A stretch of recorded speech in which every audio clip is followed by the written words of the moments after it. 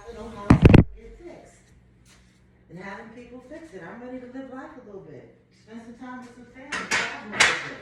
It becomes a little bit annoying. Yeah, so I'm worrying about getting people to do work and work for me and make sure this is done and that is done. That's a stressor. So I'm gonna sell my house and I'm gonna bounce. I'm gonna go out there and hang out with my nephew or some other side of the family. And my kids, my son and my daughters, they just heartbroken. They can't believe it, or? No, they can't. But we talk every day. We're my family, my close-knit family, my loins, we talk every day. Okay. We've all day long. Soon I get off with my daughter, I'm on the phone with my other daughter. Soon I get off with her, I'm on the phone with my son. If he's out at sea or away, he's emailing me or sending me something to me, having me get in touch with somebody else. Oh, hey, did you speak to mom? You know, we close like that. I got you. So it broke their heart when they was like, Mom, you really gonna move out of Virginia? You gonna leave us? I said, baby, I done stayed here too long. I stayed here for y'all. Y'all been grown. Y'all done had kids already. I was supposed to move when y'all got ready to go to college. But I stayed for y'all, because y'all decided to stay here and y'all didn't want me to go. Y'all didn't want me to move to Arizona. Y'all didn't want me to move to Florida. Well, you wanted a big move. They ain't like nothing. Yeah, I'm over 50. You, at some point in your life, you make different changes. Yeah. So I'm like, hey, I lived in Georgia, I lived in New York, I lived in Virginia. I was heading for Arizona or Florida. But, you know, I prayed on it, and my nephew and I got to talking, and I came out here a couple of times, and the good Lord was like, you know what, we think you should do North Carolina. And I think the good Lord probably figured that's what I needed so I wouldn't be too far from the kids. And I just was trying to be stubborn to go further. Because if I had been to any of them places, they couldn't just pop up on me. and my grandbabies, my boys, I say my rocks, they used to conversing with me on a regular. Especially, you know, because they lived with me at some point. You know, when things wasn't all that great with the moms and the dads. Right. They all remember living at grandma's house at one point. Especially the first early years. You know, when you, oh, Mom, can I drop the baby off? I gotta work this schedule, that schedule. So they call me all the time, go to my house. And where I lived at, we were all within 5 to 10 minutes from each other.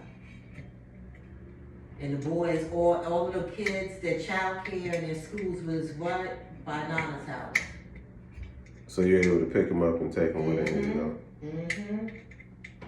This is in New York? No, this is right in Virginia. Oh, wow. This is right in Virginia. Because I worked a schedule where I went to work like 8, got off work between 3 and 4 o'clock. So I got off early enough to grab them from school. Be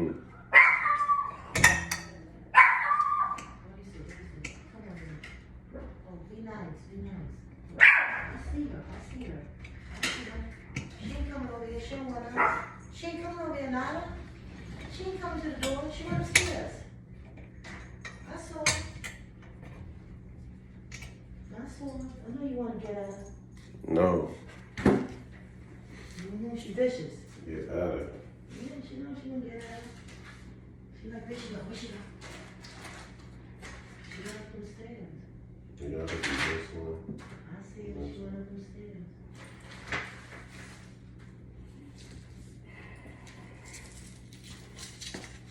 Oh, and the schools where I lived at were real good. I didn't want them going to the schools where the girls lived at. In your area? Where they lived at, I didn't want the schools was just okay. The schools where I lived at, you know, I only lived like 5 minutes from them. The elementary schools over there, they ranked higher. And they had after school programs. Okay. So I was like, the boys gonna have to go to schools over here. They was like, Mom, they can go. I said, sweetie, them schools, their ranking is not all that great. I said, their ranking is not all that great, and they don't really have after-school program at that school, so you're gonna still have to not only put them, they have to go to some type of daycare after school. So they can either go to a regular daycare center, that means someone has to pick them up from the school to take them to the daycare center, or you have to get a daycare center that's gonna go pick them up from the school and bring them there.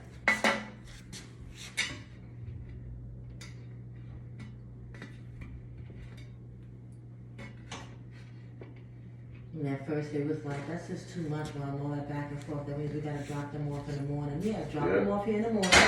The bus will pick them up directly in front of my house and drop them off directly in front of my house. They can sit in the window and wait for the bus. They don't have to be out in the cold. Yeah. You're making it seem like it's more of a problem than it should be. I said, look, you think I like living in some of them areas that we live in? You think I like working 2 or 3 jobs, even though I was married? I lived in those areas because they had the best schools for y'all. And if that meant I had to work overtime or work a second job 2 months out of the, 2 weekends out of the month, that's what you do for your kids when you want them in good schools. Sometimes you make those little sacrifices. Oh, Mom, you got some money. Oh, Mom, sometimes conveniency is better. No, not for us.